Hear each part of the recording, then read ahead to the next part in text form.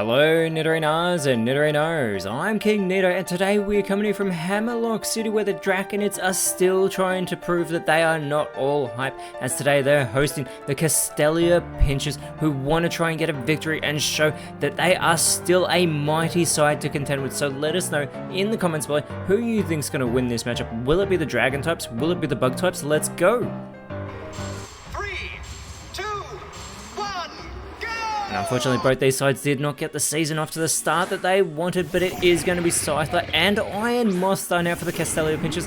It is going to be Haxorus and Cyclizar starting out for the Hammerlock Draconids, and Haxorus with that unnerve ability is going to make the Castelia Pinchers too nervous to eat their berries, as Iron Moth is the Terrestrial draftee for the Pinchers. It is going to take on that Bug typing, and it actually looks fantastic with that crown on it, and it does have speed control in this matchup, and it's going with the spatial rend, and it is a one-hit wonder. Cyclizar has been eliminated on the very first turn of this match, and Scyther is going to follow it up with the Mud Slap. That is not going to do a great deal of damage there to Haxorus, but it is going to lower its accuracy, and that could be crucial as Haxorus is going to go with the Quiver Dance, not going on the offensive, but it is going to boost its special attack. However, it is much more evasive, physically offensive Pokemon, also boosting its special defense and its speed in the process, as out comes Flygon for the Draconids, and now Haxorus has speed control going with the Rock Throw, super effective on the Bug type. Iron Moth is going to respond here with the Whirlpool back at Haxorus there, but it's not very effective. However, it is going to trap it in that watery vortex. Scyther though, following it up with the attack order onto Flygon, a fantastic connection as Flygon is going to respond with the Acid Armor, looking to boost its physical defense a great deal here. That is base 80, but there is that watery vortex, that Whirlpool doing damage to Haxorus, as Haxorus is going to go with the Thunderfang and eliminates Iron Moth from this match already. Haxorus is trying to stand strong for the Draconids after a terrible previous season here, and that sun coming back out over the field as a heal pulse from Scyther is actually going to restore the health of Haxorus back to full strength.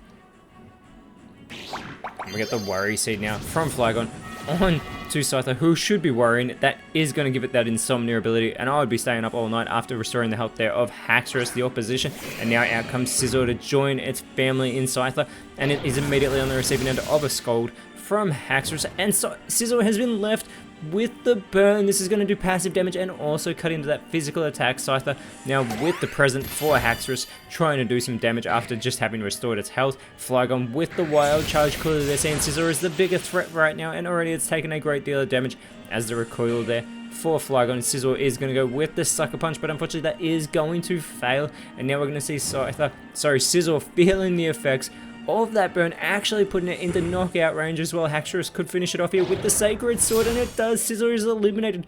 This is what we expect from the Hammerlock Draconids going on the offensive side, though with the Heart Swap focusing in on Haxorus here, switching all the stat changes that they've had, which is good because there has been some boosts for Haxorus. There's the attack order there onto Scyther is not very effective from Flygon, and now out comes Kleavor, yet again another family member of that Scyther connection. The Expanding Force here from Scyther almost gets the elimination of Flygon, who's able to hold on. It's going to respond with the Growth. It is going to boost those physical stats, both that attack and those offensive stats, both that physical and special attack. And Kleavor in response with the Dragon Dance, it's going to boost its own stats here, boosting that physical attack as well as that speed, and it has 130 base physical attack. Haxorus with the Reflect. This is going to make the Hammerlock Draconids stronger against physical type moves, as Scyther with the Slash going for the physical type move there onto Haxorus. Kleavor is going to follow it up with the Mud Shot, but it goes for Flygon, who has that Levitate ability, so it is immune to ground type moves, and it's also part ground type Pokemon. Going with the Hone Claws yet again, going for another stat boost, boosting that attack as well as its accuracy here. It has 100 base attack and it's already boosted it twice.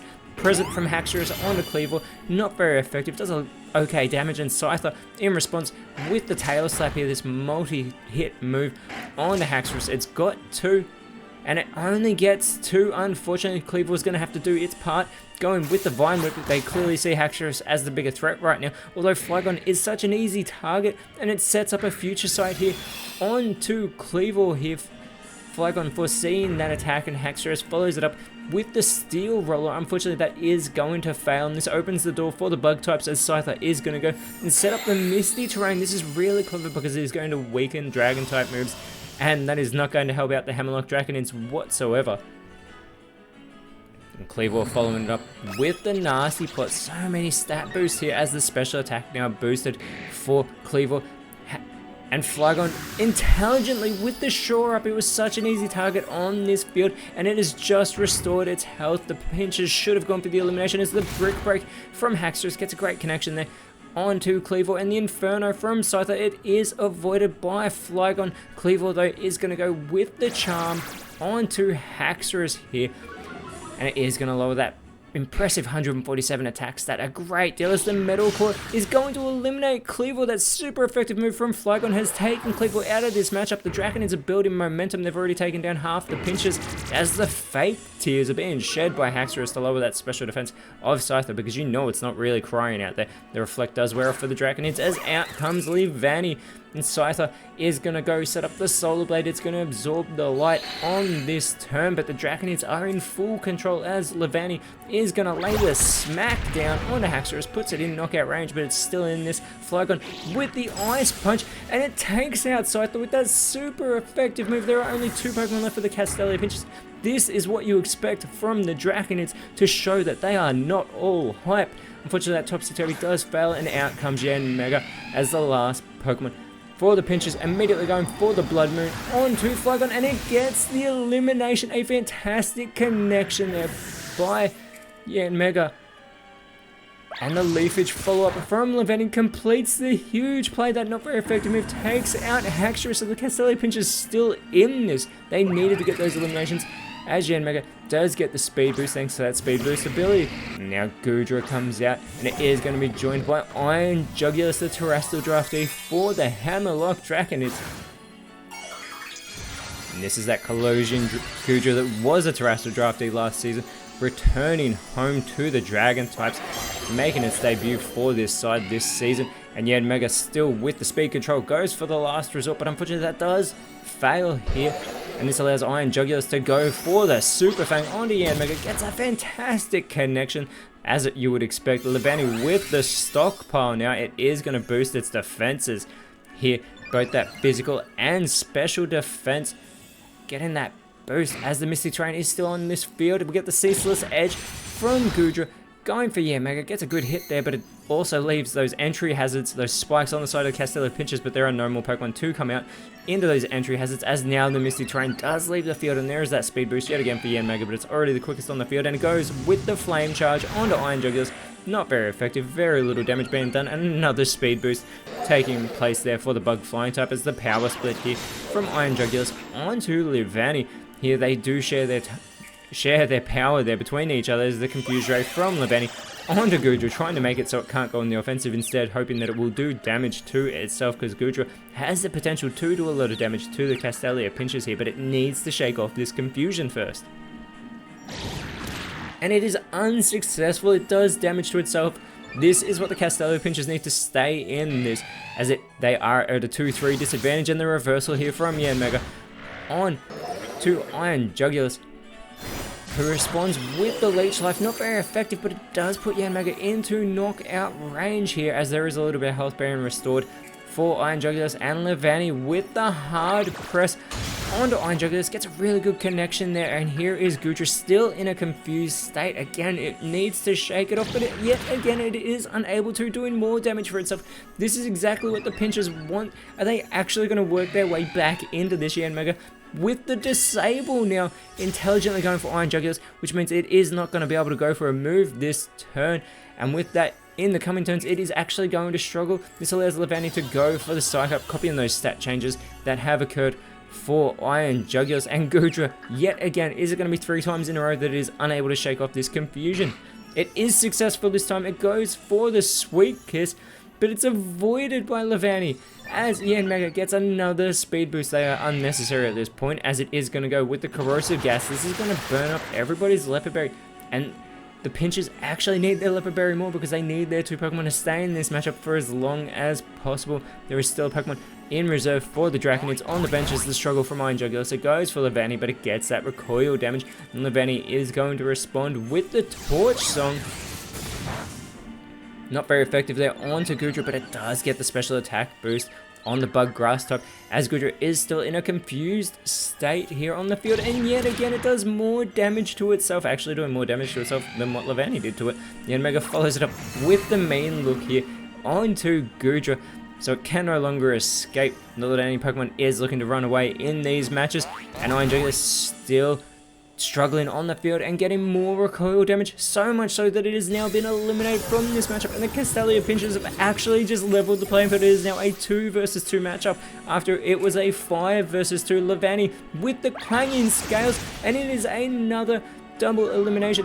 Goodra is taken out of this matchup by Leavanny. The Castelia Pinchers have just taken the lead for the first time since the first turn of this matchup, and out comes Noivern as their last Pokemon, who's going to be on the receiving end of a Fusion Bolt from Yanmega, capitalizing on that part flying type of Noivern, who is going to respond with the Morning Sun. It is immediately going to restore its health. It should actually get itself back to full strength here, that it does, but this opens the door for Leavanny to go with the Rock Blast, yet again capitalizing on that flying typing. This will be super effective, but it only gets 2. Imagine if it had gotten all 5, it might have been able to get the elimination. Yanmega though is going to follow it up with the Fairy Lock, making it so no Pokemon can escape during the next turn. Not that any of them are looking to run away. Noivern with the Stealth Rock, more entry hazards on the side of the Castelia Pinchers that do not matter. It is too late a stage to set them up. And Leavanny is going to go for the Fairy Lock, but unfortunately that is going to fail, which is what Noivern needs. They need the Pinchers to be failing here, as the Earthquake is not going to affect Noivern. It is going to do damage to Leavanny though. That is not the type of mistake that the Pinchers need to make right now. And a Blast Burn capitalized by Noivern takes Leavanny out of this matchup. We are down to the final 2 Pokemon, Noivern, Yanmega, head to head. Yanmega with the speed advantage goes for the Slack Off. Intelligently, it's going to restore its health. Noivern has to recharge, so very clever by Yanmega. It could still capitalize here, and it goes with the Glaciate. Quad super effective, and the Castelia Pinchers have gotten the victory. Noivern is eliminated. The Pinchers work their way back into this. Unbelievable what is going on with the Draconids. Yet again, they have failed to get a victory, and in dramatic fashion. The Castelia Pinchers, fantastic showing there. As next round, they will be taking on the Goldenrod Guild. Whereas for the Dragon types, next round, they will be up against the Pseudopolis Aqua. But until then, Nidorainos, thank you so much for watching. Let us know in the comments below who you thought was the best on field. And if you enjoyed what you saw, please leave a like, share, subscribe. But more importantly, always remember, you are awesome. And I'll see you when you see me.